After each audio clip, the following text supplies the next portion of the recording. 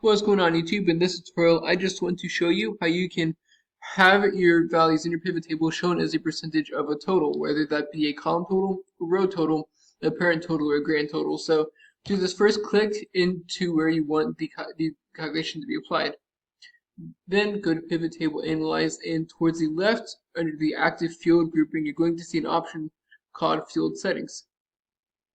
Now, first we want to make sure that the base calculation is doing what we want it to do. This example, it's the sum of sales, but you can also have the account, average, maximum standard deviation, and so on and so forth.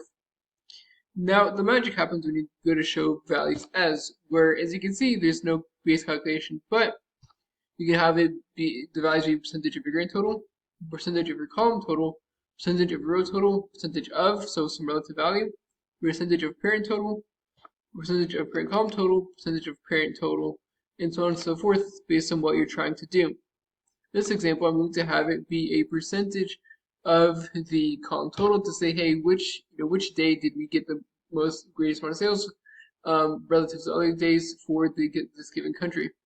And I'm going to click OK.